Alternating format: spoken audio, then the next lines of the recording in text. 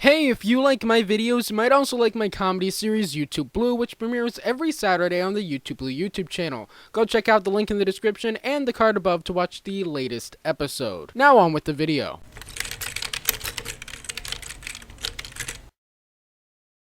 Hello everyone and welcome back to the channel. So today I thought I'd start a new series on this channel where I kind of go through my collections of stuff that pertains to the channel. So today, I'm going to be showing you guys everything in my Doctor Who collection. I'm going to be going through DVDs, Blu-rays, VHS tapes, books, toys. I got some of those, got some collectibles. We got a lot of stuff to get through. So let's get into it.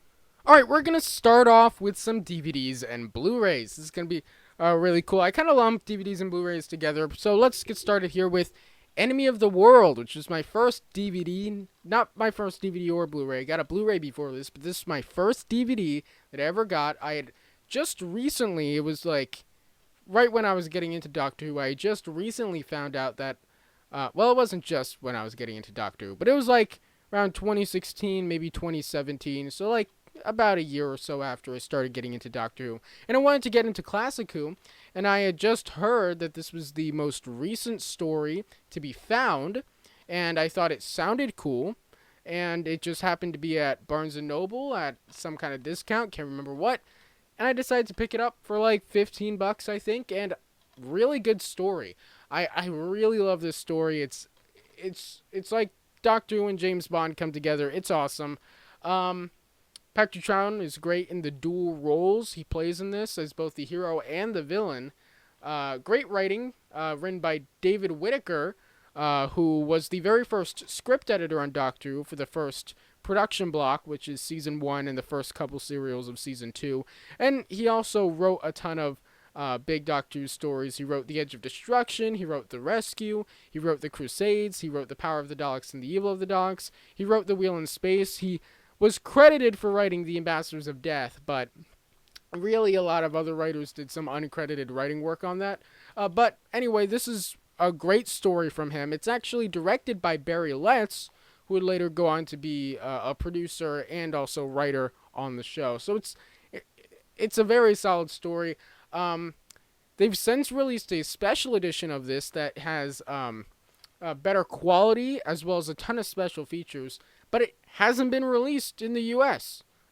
They just kind of forgot about it. They released it in the UK, I think also in Australia. Haven't released it in the US, which is kind of a bummer because I would buy the heck out of that. I would love to have a special edition of Enemy of the World. But I guess either I gotta wait or I gotta get a region-free DVD player and buy something from the UK or Australia. Alright, so next up here we got Doctor Who. Tom Baker completes Season 1, so Season 12 of the classic series. This is a gem of a series. It's almost kind of a precursor to the new series in that in the new series they do a lot of those series-long arcs where each story kind of builds. And this is a prime example of that because each story leads directly into the next one, and it's really good. Has some great writing in it. I've seen everything on here. It's a fantastic season, has some great episodes. Obviously the standout classics on this are The Ark in Space and Genesis of the Daleks, but Revenge of the Cybermen isn't half bad. The Centauran Experiment is pretty good, and Robot is a great story as well. So I would highly recommend getting this. Tons of special features. I think there are like every special feature on here is like from a previous release, and then there are some exclusives to this. If you're in the US, this is getting pretty cheap now. Like it's probably, I got this for Christmas like a year or two ago. I think this is like like $25 at this point, which is a really great deal. So go grab it. It also has the director's cut version of Genesis of the Daleks, which is great. It's like seamless. It's feature length, but so it's much shorter than the actual televised version, but it all makes sense. It's amazing. So yeah, highly recommend that. I think I got it from my sister for Christmas 2 years ago, or maybe it was from my dad. One of them. I think my sister got me this as well. Either both of those things or just this. Can't really remember. It was a while ago. But this is Shada, the 2017 animated reconstruction, but it actually came out in the States in 2018. Isn't it great to be a US Doctor Who fan?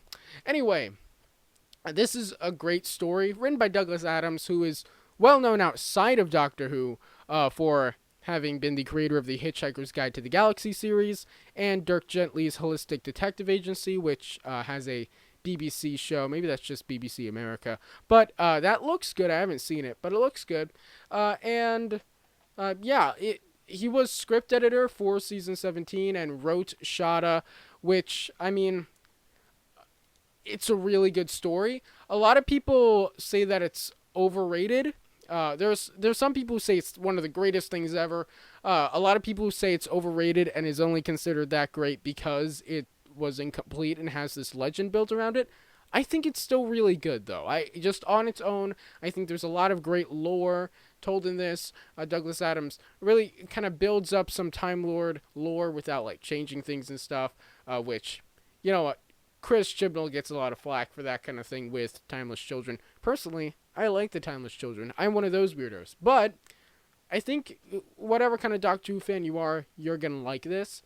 And it also has some great special features on it if you buy this, which I think this is the DVD version, not the Blu-ray. But DVD, still pretty good. Alright, let's keep going here. The 5 Doctors 25th Anniversary Edition. So it's called 25th Anniversary Edition for 2 reasons. One is the very first Doctor Who DVD release was the 5 Doctors Special Edition, which was very bare bones. So they had to come up with a new name when they did release what is essentially the actual Special Edition. But the thing is, the other thing is that this was released in 2008, which is the 25th anniversary of the special actually airing in 1983. So yeah, it's really good. I want to do a video at some point, though I haven't done the research on it yet. There are multiple different cuts of the 5 Doctors. This has the original, and it has like, and a 1995 version of it. So I want to look through like the different versions that have been made and like make a whole video on it. That's probably a little bit off, but it's something in the back of my mind. This is a really good story. I did a whole review on it. It's great. This 25th anniversary special, the 25th anniversary edition, has great special features on it, including some great commentaries. There's even like a special hidden commentary that has David Tennant and a couple other people who were working on Doctor Who in 2008 when this DVD came out. That was like, and it's a really great commentary in my opinion because it kind of shows what it was like being a fan at the time. So yeah, if you're into that kind of thing, check that out. I got that. That was like the second DVD I ever bought for Doctor Who, which I also got at Barnes & Noble, which that's the only place you can get classic Who DVDs in real life around me. You can't really get classic Who stuff at like Walmart. You can get like the newer stuff, can't get classic Who. Moving on, something that I just added, I purposefully waited until after the holidays to make this video. Something I just got from my dad for Christmas this year is Season 26, Sylvester McCoy, Season 3 on Blu-ray. Now, I haven't actually gotten the chance to watch all of this stuff, but there's some legendary stories on here. From what I hear, Sylvester McCoy, I haven't watched a ton of Sylvester McCoy, but from what I hear, Sylvester McCoy really becomes like a really good Doctor by this season. And, I mean, it has some great writers on it, like Ben Aronovich, Ian Briggs, and then Mark Platt, who would later, that was his only classic story, but would later go on to do stuff. And Survival, the last serial, was written by Rona Munro, who would be the only classic Who writer to return for the new series. She wrote The Eaters of Light in Series 10. But anyway, the only one in here I've seen is if you go on Pluto TV, on like the app or just whatever, and they have a 24/7 Doctor Who channel that does classic Doctor Who. I did see The Curse of Fenric on there. I thought it was okay. A lot of people say that it's amazing. I think it does kind of give off this feeling that you can see there's usually one in every season or two in Classic Who, of especially late in the game, where it feels more like There's it feels like the writers' room had a bunch of different ideas for stories that like weren't big enough for their own stories for their own serial. So they just jammed them together into one. But I'm really looking forward to this. It has extended editions of various stuff. It has like I think it has some of those like direct to VHS stuff from back in the day, and yeah, I'm really looking forward to giving this a look.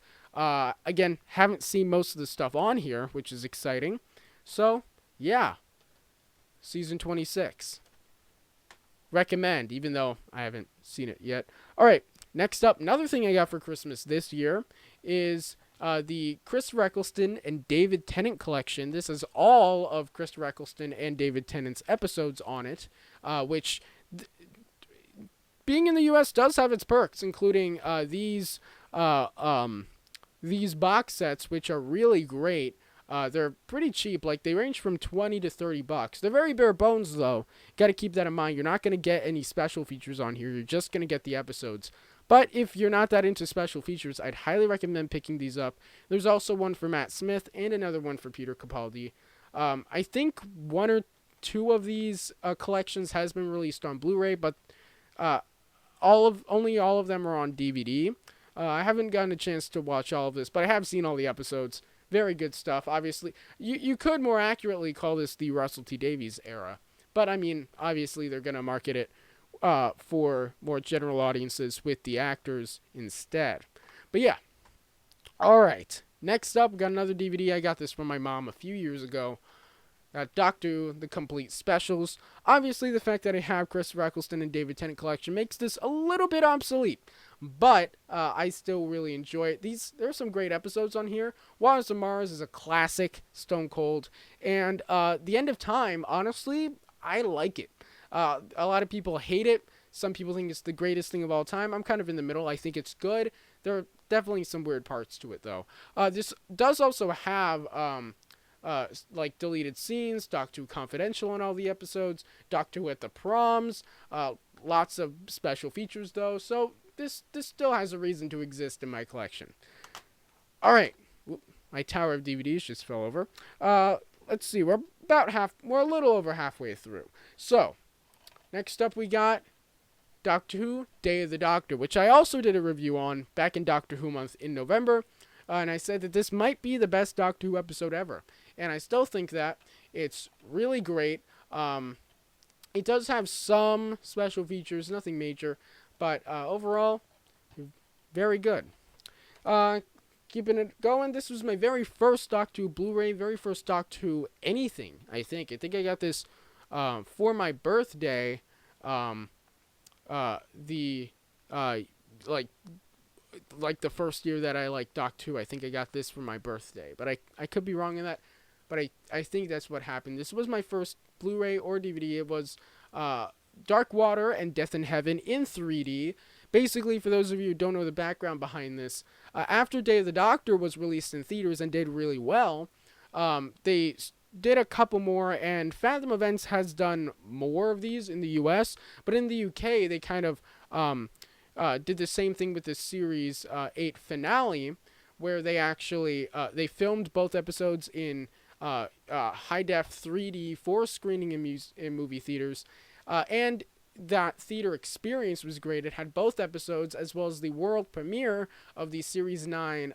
It had a Series 9 trailer. I don't know if that was the world premiere of that, but it had a Series 9 trailer, an interview with Peter Capaldi and Jenna Coleman about like Series 9, and also the world premiere of the Series 9 prequel minisode. I think it's The Doctor's Meditation. Yeah. So this is really more of a kind of home version of that theatrical release, and it's really good. I really like this two-parter. It's great. It's a little out of left field in terms of like a Cyberman story, because it's kind of just like, oh, well, made our own Cybermen, but it's really good. I highly recommend that. Last thing in my DVD collection, last thing in my Doctor Who collection that I got for Christmas this year, and that is Series 12, on DVD. I really liked Series 12. As I said before, I'm one of the weirdos who like the Timeless Children. Maybe I'll make a video on why I like it in the future, but I mean, Sacha Dhawan's Master is great. I hope he comes back in Series 13, even if it's just for like one story in the middle of the season or something like that. The Judoon were back. Joe Martin was great. Obviously, like pretty much the whole cast did a pretty good job. Obviously, episode to episode, it's different. But yeah, I thought when they had the new monster they added, what's his name, like Assad or something, which is like who I consider like separate from the Cybermen, kind of like Davros being separate from the Daleks, but is kind of part of the Cybermen. I think he's really scary. There's some great writing in this series overall, and I'm glad to have it on DVD. And then we got some box sets here. We got the animation collection, which I got last year. This is another like bare bones collection release. It has 5 animated stories on it. It has the Power of the Daleks animated reconstruction, the Shada animated reconstruction, which I also have, but come on, why not? And also it has Scream of the Shalka, the Infinite Quest, and Dreamland. So a lot to enjoy on there. I haven't seen all of it, but I've seen some of it. And then we got this. This is a double box set thing. If you're in the U.S., this is a U.S. exclusive box set, I believe. And you're in stores and you see something called the Monster Gift Set, I highly recommend picking it up because it retails for about $25, and it is huge bang for your buck. You get a sonic screwdriver, which I'll show you in a little bit, and you also get the Daleks box set, which has one Dalek story for each new Who Doctor at the time, which was during Peter Capaldi's era. I think this was made between Series 8 and Series 9, so it had Dalek from Series 1, The Stolen Earth and Journey's End from Series 4, Asylum of the Daleks from Series 7, and Into the Dalek from Series 8. All pretty good stories. Asylum of the Daleks is only okay in my opinion, but all pretty good stories. And then as a bonus feature, you get Genesis of the Daleks and some like exclusive mini docs, which like just that makes this worth more than $25. And then you also get the sonic screwdriver, and you get another box set called the Cybermen, which is the same kind of formula, except since Christopher Eccleston didn't have any Cybermen stories, it has Army of Ghosts and Doomsday from Series 2, Closing Time from Series 6, Nightmare and Silver from Series 7, and Dark Water and Death in Heaven from Series 8. And it also has Earthshock. Great, great story. Again, this alone, worth more than $25. So if you happen upon that, you get these two things and a sonic screwdriver for $25. Absolutely great deal. And that, my friends, is the end of my DVD collection. Now, let's go to my VHS collection. Okay, welcome back. So now we're going to go through my VHS tapes. Yes, possibly the most obsolete form of watching media. But there's like Super 8 and 8 and like 8mm stuff. Like, this isn't the most impractical, but it's kind of up there. I like these mostly just because the box art is cool, but also they're really cheap. So if you don't care about quality that much, you can find these for cheaper than DVDs, and if you have a VHS player, you can watch classic stories maybe for the first time. So I mean, there are definitely pros to VHSs. But let's get into it first with The Ark in Space. I mean, look at that cover alone and say that that's not worth the like $5 I paid for this. So this is a really great tape. It's one of the earlier ones from the early 90s, and this story in general, I mean, I have it on Blu-ray now, so this is kind of obsolete besides the artwork, but the story is like really good. It's written by Robert Holmes, who, of course, was the script editor at the time, one of the great Doctor Who writers and script editors, and yeah, he wrote this. So yeah, really great story. Next up is The Seeds of Doom, the last story of season 13. Script edited by Robert Holmes, produced by Philip Hinchcliffe, and this was written by Robert Banks Stewart, who only wrote one other Doctor Who story, Terror of the Zygons, which was also in season 13, but was filmed at the end of season 12. So he wrote for 2 different production blocks, So yeah, he was actually looking at old documents. He was actually one of on a short list of writers to contact about writing for Doctor Who at its inception back in 1963 when he was younger than when he wrote this. So, and this is a really good story. I mean, Unit comes in and there's nobody that we recognize there, which is kind of sad, but very good story. It's almost like two stories in one, and that's like a base under siege story for like half of it, and then it's like them trying to save the world from this big alien threat for the rest of it. So yeah, highly recommend. Then we got the Ribos Operation. I got this in a big lot of VHS tapes a while ago. Written by Robert Holmes. And yeah, it's the first story in the Key to Time saga in Season 16. I have almost the entirety of Season 16. I'm missing just one story, and we'll get to that. But yeah, Ribos Operation. It's an alright story. I don't think it's really that great, but it's alright. Next is The Pirate Planet, which was the first story written by Douglas Adams before he was the script editor. At this point, Anthony Reed was the script editor, and Graham Williams was producing. And The Pirate Planet, I haven't seen it. Believe it or not, I don't have the time to watch every single thing that I own.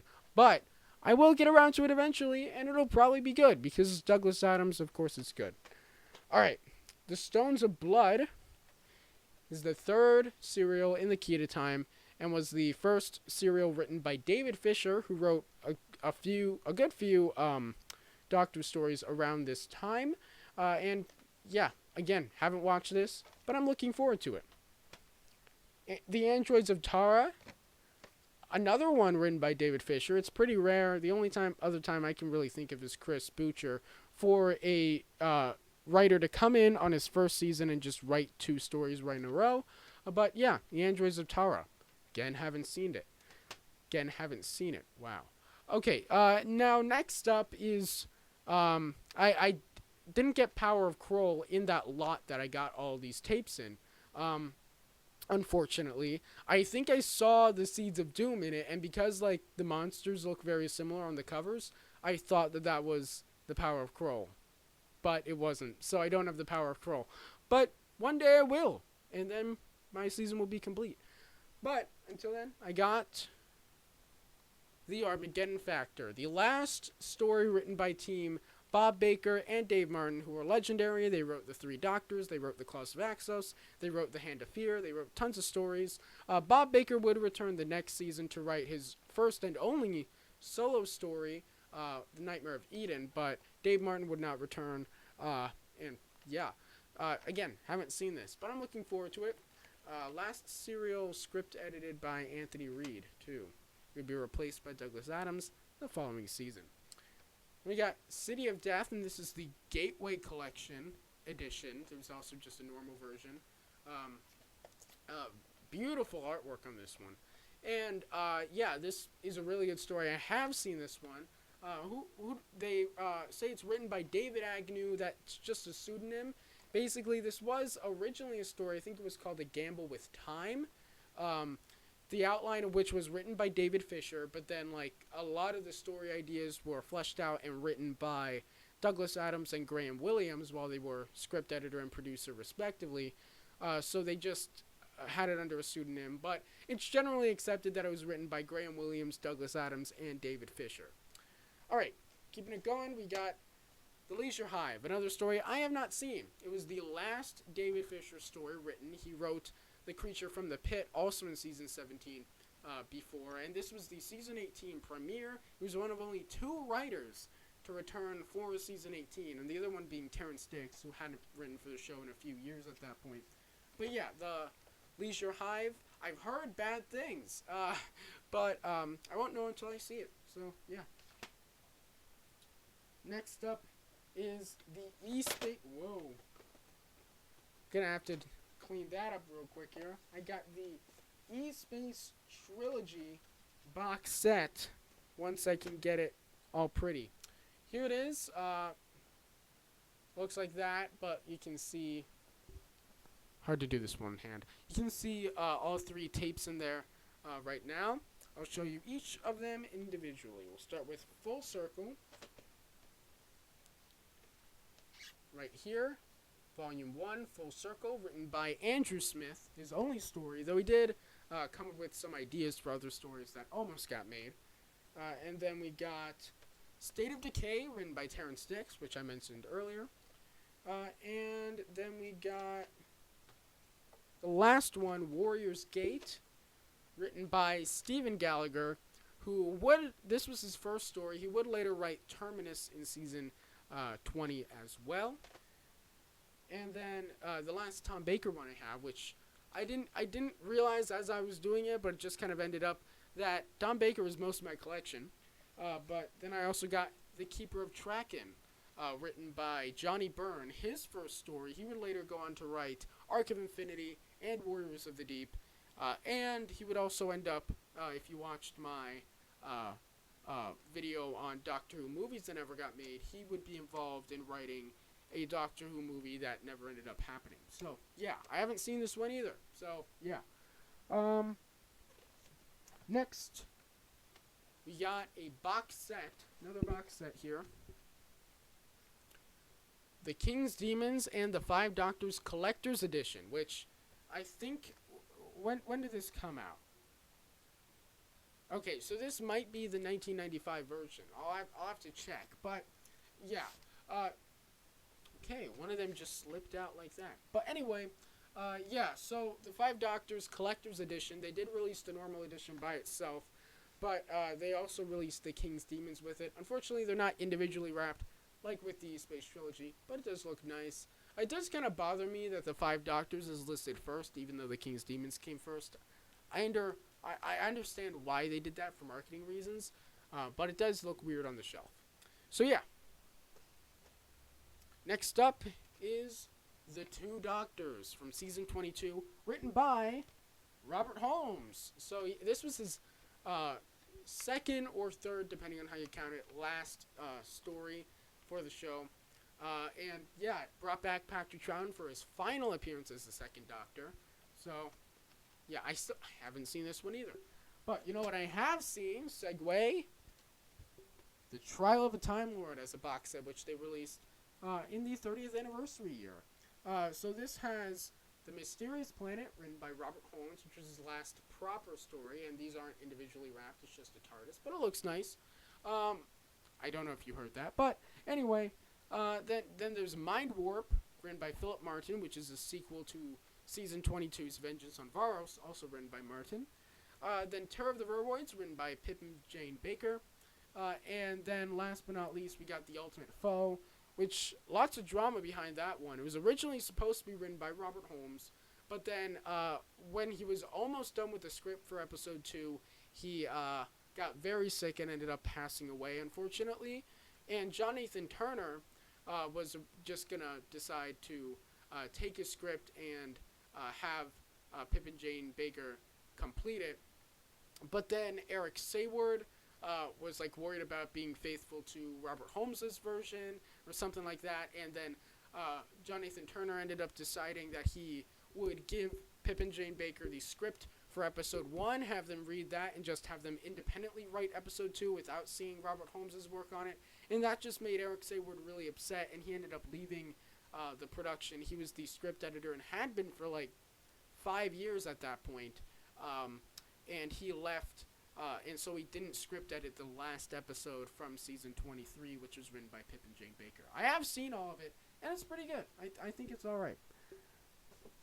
So that's the last of my like normal VHS tapes, but we got a few other outliers here. We got Doctor Who and the Daleks, the first Peter Cushing movie, written by Milton Subotsky, with story by Terry Nation, which I don't know if that meant that Terry Nation was involved with the making of this movie, or if they just said, well, he wrote the serial that this is based off of, so story by credit.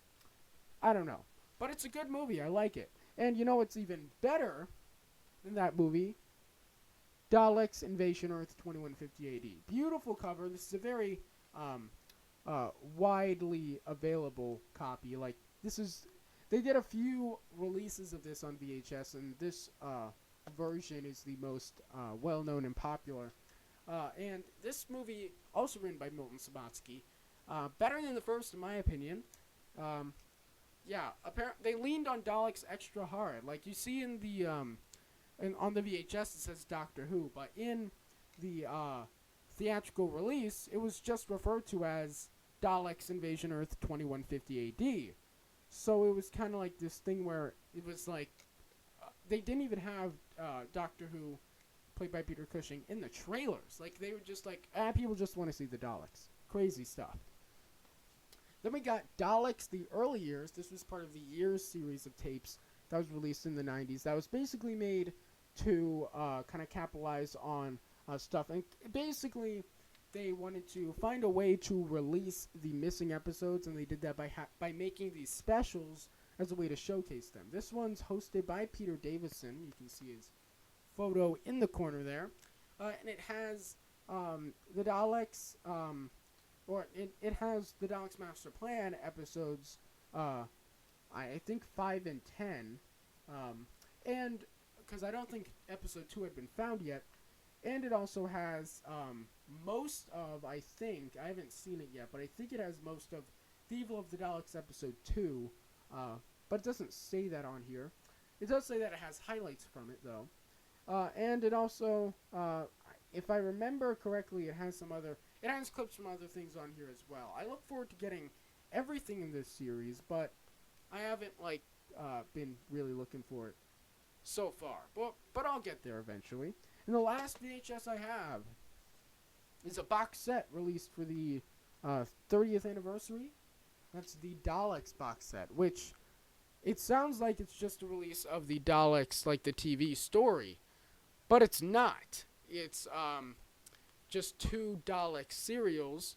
It has The Chase from season 3, which I like that story. That's a really good story in my opinion. Written by Terry Nation, the one and only. And it has Remembrance of the Daleks, which is the most recent one. And if I had, I want to say that, well, never mind. I was going to say that The Chase might have been the earliest story in their collection at the time. But I think I had the mic turned like that for a while, so I think the volume's like that. Not going to re-record it. Sorry, this is supposed to be easy content, not going to lie. But anyway, I was going to say that was the earliest they had in the vault at the time, but I believe the Daleks was released on VHS in 1989, so that's not true. They just wanted something different, I guess, and something that'll fit on one tape. And they also had Remembrance of the Daleks, this was how I watched that story for the first time, and it's pretty good. I really like it. Alright, that's the end of my VHS tapes. Now let's look at some Doctor Who books. Alright, I'm back. I think it's a little darker now for some reason. Anyway, yeah, it's getting darker outside, so that makes sense. Anyway, let's look at some Doctor Who books. I only have a few. I don't have a ton of Doctor Who books. But let's take a look at them in no particular order. So, we got Rose, the Russell T Davies adaptation of his something fell out of there, but of his very own story. And this is honestly a really good book. I mean, I've seen Rose a few times, but I read this book and I thoroughly enjoyed it cover to cover. It has some great, extra stuff in it. I'm not going to spoil it, but it does have some great, extra stuff added in. And I really want to get the rest of these new Target adaptations that they've made as well. I just haven't gotten around to it. I would like to get the Stephen Moffat Day of the Doctor for sure, and maybe also Twice Upon a Time, because that might give us a hint as to some cut scenes from it. But that's a story for another time. But yeah, this is a really good book. I'd highly recommend it. Speaking of books I'd highly recommend, Engines of War, which is an absolutely fantastic book, written by George Mann, who's written some of the best Doctor Who stuff ever. And yeah, so this book, it's awesome.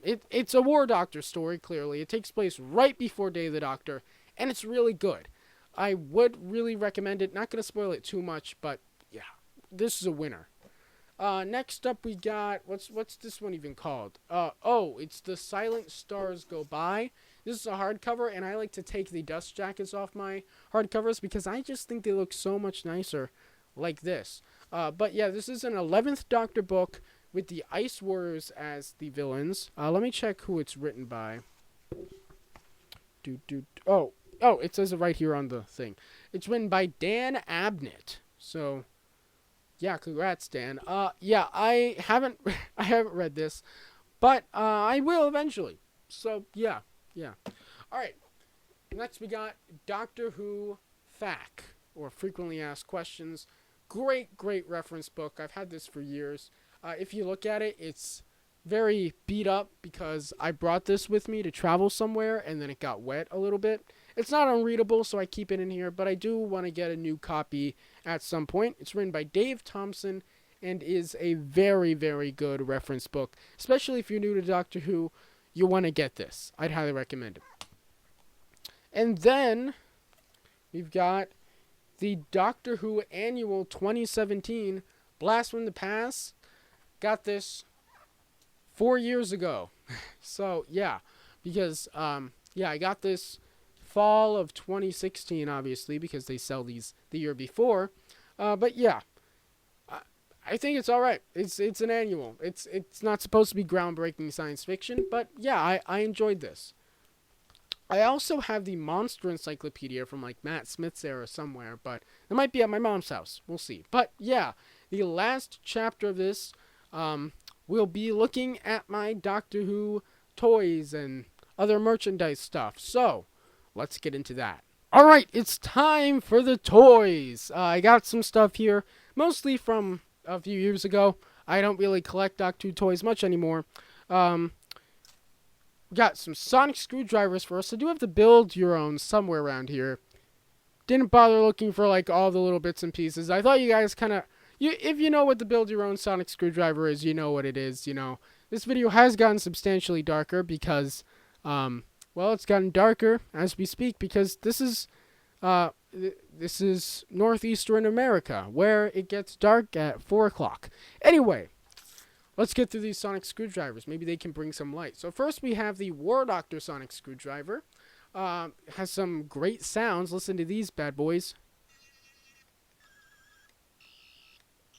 So like 2 classic, 2 new Who. Lights up real nice. And yeah, it's really great.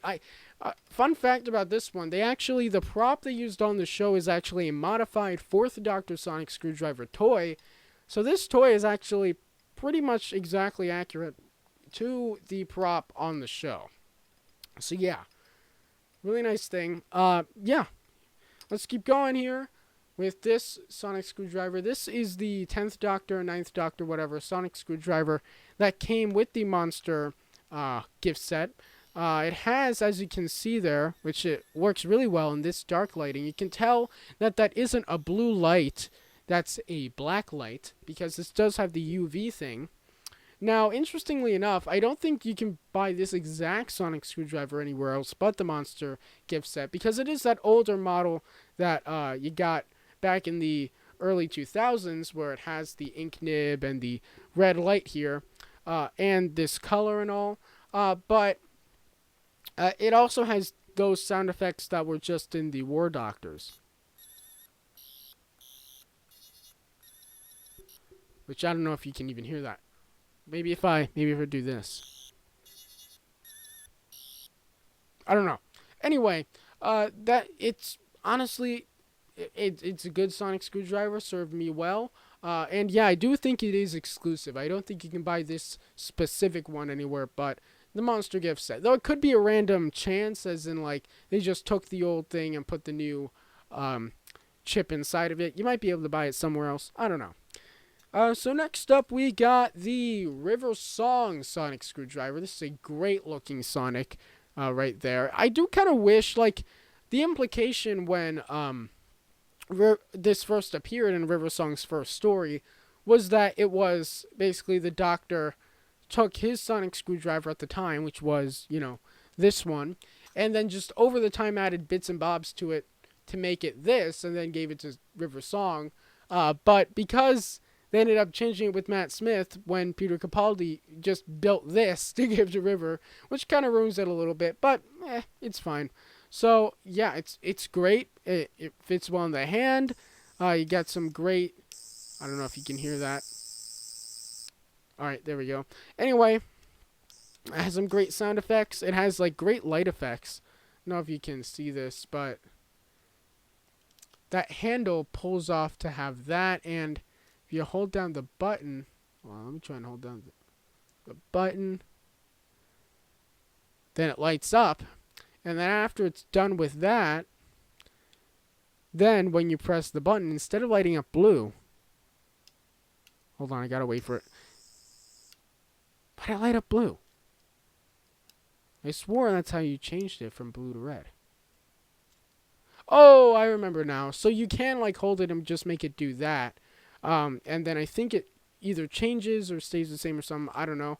But if you just press the button and not hold it down, then it changes to red, which is cool. Great sound and light effects, all that stuff. We got the 12th Doctor. This is the touch control Sonic, so you just touch that and it turns on. This is out of batteries. I'll have to replace it. But yeah, this is my first sonic screwdriver. Special place in my heart. And then, last but not least for the Sonics, got the, well, actually, no, I have one more. But we got the 12th Doctor's second sonic screwdriver. I really like this design. It really does look like the TARDIS's younger brother. And, yeah, great stuff. I love that it has like 4 different settings. That's great. I wish it lit up red somehow. I know that would be really expensive to do, but I wish it lit up red like it does. I don't think it even does that in the show, but I remember seeing like an interview with Peter Capaldi showing off the prop, and it did glow red at one point. Anyway, last but not least for the screwdrivers, I got the 13th here. I'm going to be careful with it because I broke it right here, and then I had to super glue it together. So I'm hoping I don't break it again. Yeah. So this is, I think this is the 720 version. I don't know. But it's the one that you can find more easily in America. Anyway, you press the button on top and then it just glows like that. And then if you press the button on the bottom, then it actually spins around like that. So yeah, pretty cool stuff. And then I got a couple more things to show. I got a flight control TARDIS here. I stripped it of its electronics and was planning on doing a custom with it. Never ended up doing that. Maybe I will someday. As you can see, I actually took the interior out, the interior card that was there, because I just didn't like it. It's the 11th Doctor's first console, and I just didn't like that interior, so I took it out. Maybe I'll replace it one of these days. And then I also got this prop replica here of this, the Doctor's watch. It does actually tell time. It needs new batteries, but yeah, this is great. Great replica. Looks fantastic. Don't know where it's from. Maybe I'll put it on the screen if I feel like it. I do have a couple other things that are at my mom's house. I have which I think I have a picture of this one I can put up. I have a TARDIS, an ornament for the Christmas tree, like a Christmas tree ornament. You know, an ornament for the Christmas tree. You know, Christmas tree ornament. Yeah, it's really cool. Picture should be on the screen now because I have that somewhere. And also I have there won't be a picture of this one. I have a 12th Doctor like shirt, like a shirt that looks like his clothes. It's really cool. Maybe if I find a picture on the internet of it, I'll put it up. Maybe not. But yeah, that's all my collection stuff. This was all done in a couple of takes.